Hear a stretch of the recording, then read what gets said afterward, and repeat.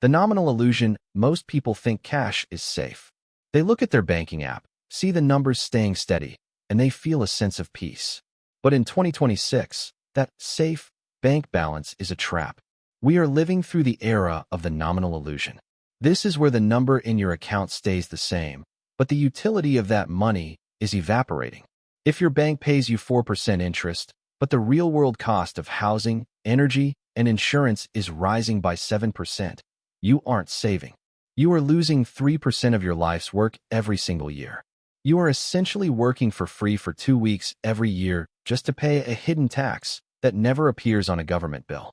By the time you realize the perfect time to invest has arrived, your cash will buy 20% less than it does today. The numbers aren't lying to you, but they aren't telling you the whole truth either. Volatility versus erosion: the reason you're holding cash isn't logic, it's biology. Your brain is hardwired for loss aversion. The pain of seeing a 10% drop in the stock market feels twice as bad as the joy of a 10% gain. This fear of volatility keeps you paralyzed. But there is a much more dangerous monster than volatility. It's called erosion. Volatility is a storm at sea. It's loud, it's terrifying, and it makes you feel like you're sinking. But history shows that if you have a sturdy ship, a diversified portfolio, the storm passes and the sea levels out at a higher point. Erosion, however, is a leak in the hull. It's quiet. You don't hear it. You don't feel it. But you are sinking nonetheless. By keeping excess wealth in cash, you are choosing a certain, permanent disaster to avoid a temporary, psychological scare. In the history of modern finance, the market has recovered from 100% of its crashes. Cash has recovered 0% of its lost purchasing power. Once a dollar loses its value, it is gone forever. The 2026 strategy, the rule of triage. So, how do you fix lazy cash anxiety without being reckless? You apply the rule of triage. First, define your safety floor. This is your 3 to 6 month emergency fund. This money stays in a high-yield savings account. It isn't there to make you rich. It's there to keep you from selling your assets during a personal crisis. It is your oxygen mask. Second, look at every dollar above that floor as a soldier. A soldier's job is to go out and capture more value. If they are sitting in your bank account, they are AWOL.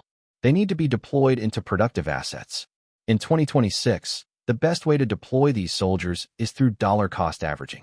If you are terrified of timing the market, then stop trying to time it. Set up an automatic transfer on the first of every month into a total market index fund. When the market is up, you buy fewer shares. When the market is down and everyone is panicking, your soldiers are buying shares on sale. You turn the volatility that everyone else fears into your greatest mathematical advantage.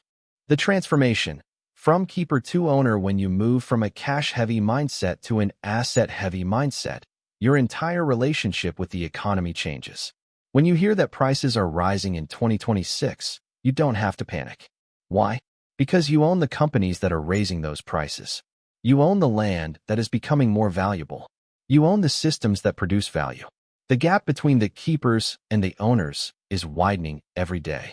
The keepers stay in cash, watching their hard-earned savings melt away while they wait for a sign to invest. The owners embrace the messiness of the market, understand the math of inflation, and put their money to work in things that actually grow. The best time to stop holding too much cash was 10 years ago. The second best time is right now.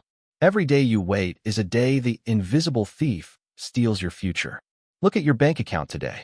Identify your lazy cash and give it a job. Stop saving. Start owning.